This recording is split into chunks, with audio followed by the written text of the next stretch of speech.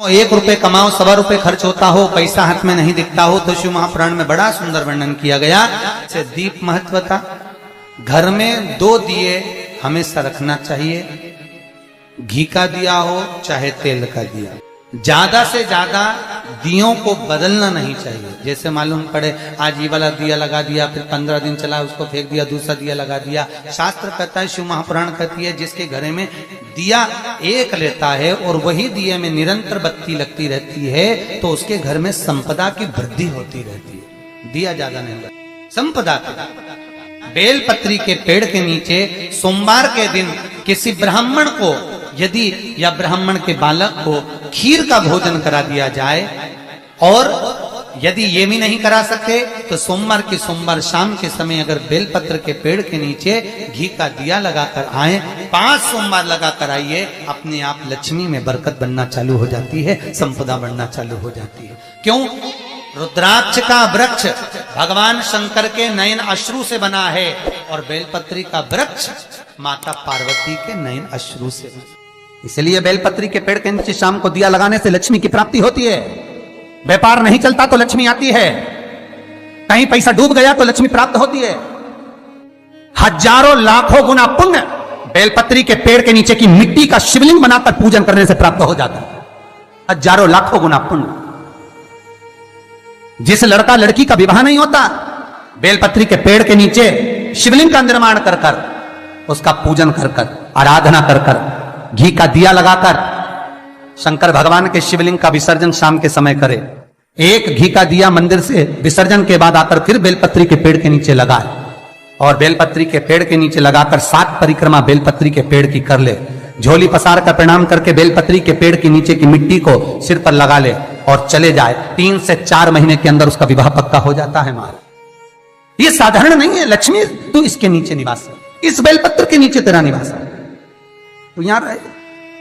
पहले भी कथाओं में करा है, कैसी भी रोग हो, कैसी भी बीमारी हो, बस निवेदन इतना है, अगर ज्यादा बीमारी घेर कर रखी है, 1 लोटा पानी, कलश में जल, थोड़ा दूध, और जो व्यक्ति बीमार है उसका वस्त्र उस लोटे को छूला, एक बेलपत्र उसमें पटक दो, और शंकर भगवान पर, शिवलिंग पर, कोई भी शिवलिंग जो मंदिर में हो, चाहे वो गुप्तेश्वर शिवलिंग हो, कुबेरेश्वर हो, महेश्वर हो, बटकेश्वर हो, पिपलेश्वर हो, नर्मदेश्वर हो, सोमेश्वर हो, नागेश्वर हो, धनेश्वर हो, हरीश्वर हो, कोई भी शिवलिंग जो आपके नजदीक में हो, जो मंदिर आपके पास में है, 1 लोटा पानी ले जाकर जो बीमार है उसके नाम से नाम और गोत्र बोलकर शंकर को समर्पित कर दो। महाराज, मुझे पूर्ण विश्वास है मेरे शिव पर, आराम लग जाएगा। लगभग आधा घंटा, 1 घंटा, 2 घंटे। शंकर को 12 महीने शिवरात्रि आती है, हर महीने शिवरात्रि आती है। किसी भी महीने की शिवरात्रि को यमुना का जल और गंगा का जल दोनों एक साथ जब चढ़ाते हैं तो मनुष्य की मनोकामना 3 महीने के अंदर पूरी हो जाती है। महाराज, 3 माह। इसलिए आज भी लोग मानसी गंगा के तट पर जो चकलेश्वर महादेव हैं, उनको जल चढ़ाने के लिए यमुना जी का जल कावड़ में भर कर ले जाते हैं। कावड़ कहां लेकर जाते हैं? चकलेश्वर महादेव पर। यमुना मथुरा से जल गोवर्धन लेकर जाते हैं, चकलेश्वर महादेव, चकलेश्वर महादेव यमुना का जल लेकर जाते हैं। शास्त्र कहता है, मानसी गंगा के तट पर, गिरि गोवर्धन जी की परिक्रमा में जो मानसी गंगा पड़ती है, मानसी गंगा के तट पर चकलेश्वर महादेव विराजमान है। यमुना जी का जल भरकर जो प्रदोष के दिन चकलेश्वर महादेव को 3 बेलपत्र, 1 शमी का पत्र उसमें कलश में डालकर, 7 चावल के दाने उसमें डालकर, जिस व्यक्ति से पैसा लेना हो वो नहीं दे रहा हो, रुपया अड़ गया हो, कहीं व्यापार में डूब गया हो, धन नहीं आ रहा हो, वो जल जो शंकर जी को, चकलेश्वर महादेव को समर्पित कर देता है, उसका धन गया हुआ 6 महीने के अंदर उसके पास वापस प्राप्त हो जाता है। चकलेश्वर महादेव। मैं फिर निवेदन करूंगा, जीवन में अगर दुख है, तकलीफ है, कष्ट है ज्यादा, तो शमी वृक्ष की 108 पत्तियां, 133 पत्तियां, 111 पत्तियां, शमी वृक्ष की पत्तियों को लो, शंकर भगवान पर समर्पित करो, फिर जल चढ़ाओ, फिर समर्पित करो, फिर जल चढ़ाओ, फिर समर्पित करो, फिर जल चढ़ाओ। 133, 111, 122 जितनी बार बन सके समर्पित कर कर आपका दुख शिव से कहो, शंकर सुख देगा, ये सुख देगा। कई लोग कहते हैं भगवान शंकर को भांग प्रिय है। शिवरात्रि के दिन लोग रात भर भांग घोट घोट के शंकर भगवान का नाम ले लेके खूब पीते और बदनामी मेरे भोलेनाथ की करते कि शंकर जी का प्रसाद है। जितने लोग कहते हैं कि शंकर को भांग प्रिय है, कहीं एक जगह पर शिव महापुराण में लिखा हुआ बता दो कि शंकर को भांग प्रिय है, कहीं एक जगह पर। और शिव पुराण जाने दो तो लिंग पुराण के अंदर बता दो, कहीं पद्म पुराण में, अग्नि पुराण में, नर्मदा पुराण में, भविष्य पुराण में, नारद पुराण में, बरहा पुराण में, जहां तुमको मिल जाए वहां लिखा हुआ बता दो कि शंकर को भांग प्रिय है। तो फिर क्यों देवता का नाम बदनाम करना? कई लोगों ने शंकर जी के ऐसे ऐसे फोटो बना रखे कि शंकर जी गांजा पी रहे हैं। ओ भैया, पीना तुमको है, नाम उसका बदनाम कर दो। कई जगह पर भगवान शंकर के ऐसे चित्र बना दिए कि शिव को भांग की प्रियता है। बेलपत्र यदि लक्ष्मी प्रदान कर रहा है, बेलपत्र यदि आपको संपदा प्रदान कर रहा है, तो शमी पत्र आपको वैभव प्रदान कर रहा है। शमी पत्र आपके जीवन में सुख का अनुभव करा रहा है। शमी पत्र आपके जीवन में अटके हुए काम को सिद्ध करा रहा है। वैभव, कार्य सिद्धि, सुख, ये शमी पत्र प्रदान करता है। इसीलिए बेलपत्र तो केवल भगवान शंकर को चढ़ती है, बेलपत्र गणेश जी को चढ़ती है, देवी को बेलपत्र, पर शमी पत्र एक ऐसा पत्र होता है, 33 कोटि देवता शमी पत्र को पाने के लिए, 33 कोटि देवता शमी पत्र के सुख का आनंद पाते हैं। ऐसा 33 कोटि देवता। शमी का पौधा कब भगवान शंकर के शरीर से प्रकट हुआ? बेलपत्री का पौधा तो माता पार्वती के नयन अश्रु से प्रकट हुआ, रुद्राक्ष का पौधा भगवान शंकर के नयन अश्रु से प्रकट हुआ, और शमी का जो पौधा है वो उमा और महेश।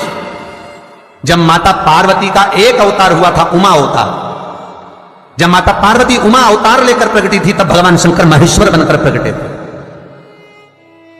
और उमा और महेश्वर का जब मिलन हुआ, और मिलन होने पर दोनों की दृष्टि एक जगह पर पड़ी, पड़ने पर एक पौधा उत्पन्न हुआ, वो शमी का पौधा है महाराज। शिव महापुराण में वर्णन करा, स्वयं शंकर से, स्वयं शंकर भी सम्मुख में है। और अगर शिवलिंग की आप आराधना कर रहे हो, भगवान शंकर की अगर आप आराधना कर रहे हो, तो शिवलिंग की महत्वता पूर्णता में होगी महाराज। क्यों?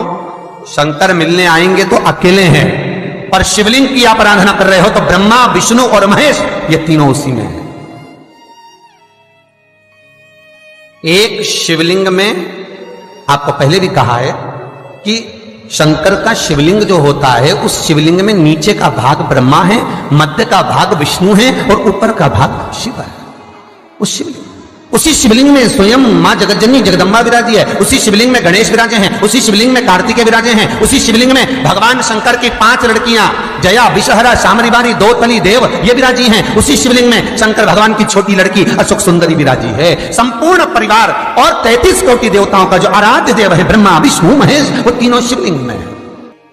ये पूरे भूमंडल पर, ये पूरी पृथ्वी पर शंकर जी की बड़ी बड़ी मूर्तियां नहीं मिलेंगी मंदिर के अंदर।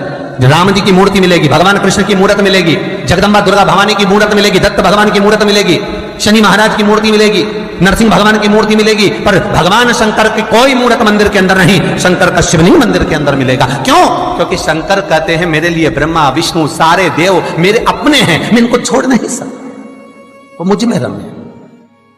पार्वती मैया कहती है भोलेनाथ में समा। दुनिया के लोग कहते हैं, मेरे पास में अभी कुछ समय पहले नारद जी आए थे, नारद जी ने कहा क्यों उस भंगेड़ी से शादी करते हो, क्यों उस गंजेड़ी से शादी करते हो? तो क्या आप भांग खाते हो? क्या आप भांग खाते हो? शंकर भगवान बोले नहीं पार्वती, दुनिया खाती है, मुझे तो भोग लगाती है। तो तुम कुछ बोलते क्यों नहीं हो कि दुनिया के लोग तुम्हारे सामने भांग रख देते हैं और तुम कुछ बोलते हैं? अरे पार्वती क्या बताऊं, समुद्र मंथन में जब विष निकला, उस विष को मैंने पिया, पीने के बाद मेरे मुख से कुछ बूंदे जमीन पर गिर गईं। कैलाश पर्वत पर बूंदे गिरी, सांप और बिच्छू ने ले ली, कुछ बूंदे जमीन पर गिर गई, जिससे पौधा उत्पन्न हो गया भांग का। कोई दर्शन करने कैलाश पर आ गया, भांग लगी हुई देखी तो काट काट के ले गया, मेरे चरणों में पड़ी थी तो सोचा प्रसाद होगा, ले गया, घोट घोट के मेरे को भी पिलाए, खुद भी पी गया। पर मुझे भांग प्रिय नहीं है।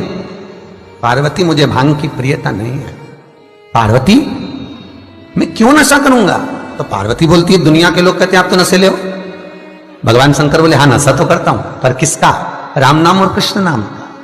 शंकर जी की कथा कहती है कि भांग घोट के, भांग पीस कर शंकर का श्रृंगार करो। क्यों? क्योंकि शंकर भगवान के कंठ पर जो विष भरा हुआ है, उस विष की तपन बहुत ज्यादा है। उस तपन को भांग का जो लेपन है, भांग का जो श्रृंगार है, वो ठंडक देता है।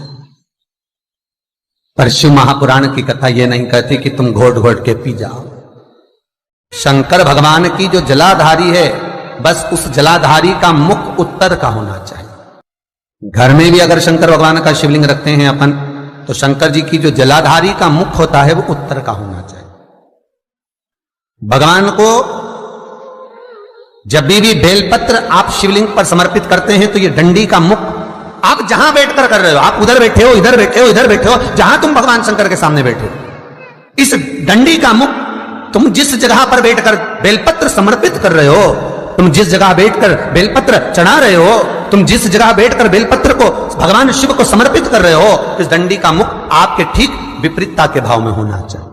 भगवान शंकर को जहां बैठकर चढ़ाओ, डंडी का मुख विपरीतता का।